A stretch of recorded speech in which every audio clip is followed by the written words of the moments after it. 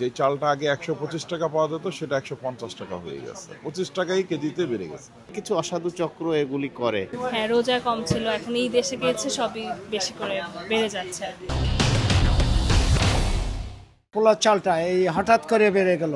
আমি মনে করি বাণিজ্য মন্ত্রণালয়ে একটা তাদের নজরদারি থাকা উচিত, বাজার মনিটরিং করার জন্য একটা নজরদারি থাকলে আজকে হয়তো এই অবস্থা হইতো না।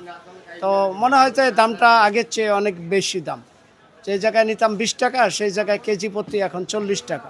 পোলাওয়ের চাল ঈদের সময় সবসময় সবকিছুর দাম বেড়ে যাচ্ছে, এটা তো মোটেও ঠিক না। এই জিনিসটা একটু সরকারের দেখা উচিত যে বিভিন্ন উৎসবকে কেন্দ্র করে একটা দাম বাড়ানোর প্রবণতা থাকে। তো আমার কাছে মনে হচ্ছে এটা এর বাইরে কিছুই না। দেখবেন ঠিক ঈদের পরে আবার এটার দাম কমে গেছে। হ্যাঁ, রোজা কম ছিল, এখন ঈদ এসে গিয়েছে, সবই বেশি করে বেড়ে যাচ্ছে। তো এটা একটু দেখার দরকার, সরকার যেন এই জিনিসটা দেখে।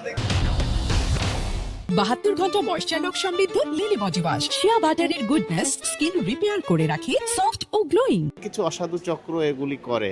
তো আমাদের বর্তমান গভর্নমেন্টের কাছে আমাদের চাওয়া কি, আমরা কেন তাদেরকে ভোট দিয়েছি, যে এই উৎসব আয়োজনে বা বিভিন্ন ক্রাইসিস সময়ে যখন মানুষের চাহিদা বেড়ে যায় তখন এই জিনিসগুলি তারা কন্ট্রোল করবে, এটাই হচ্ছে আমাদের চাওয়া। পোলাও চালটা দেখা যাচ্ছে গত ৮-১০ দিন ধরেই প্রাইসটা বেড়ে গেছে হঠাৎ করে। যে চালটা আগে ১২৫ টাকা পাওয়া যেত সেটা ১৫০ টাকা হয়ে গেছে, ২৫ টাকাই কেজিতে বেড়ে গেছে।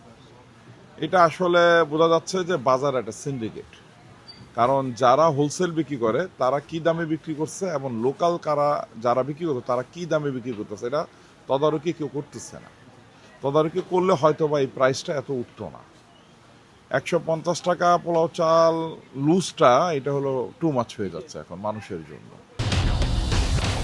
বাণিজ্য মন্ত্রণালয় এবং ভোক্তা অধিকার এরা বাজার মনিটরিং করুক। নিত্যপণ্যের যেভাবে দাম আকাশচুম্বী, নিত্য প্রয়োজনের দাম বাড়ছে, এটা বাজার মনিটরিং ছাড়া কোনো উত্তরণ সম্ভব নয়। একটু চাপ পড়ে ঈদের মধ্যে সবার কেনাকাটার, এই জন্য একটু দাম বাড়ে বেশি। তো সেই তুলনায় আমি দেখলাম, ঘুরে যেটুকু দেখলাম খুব একটা বাড়ে নাই। চাওয়া পাওয়ার গভর্নমেন্টের কাছে কিছু নাই এখন আর।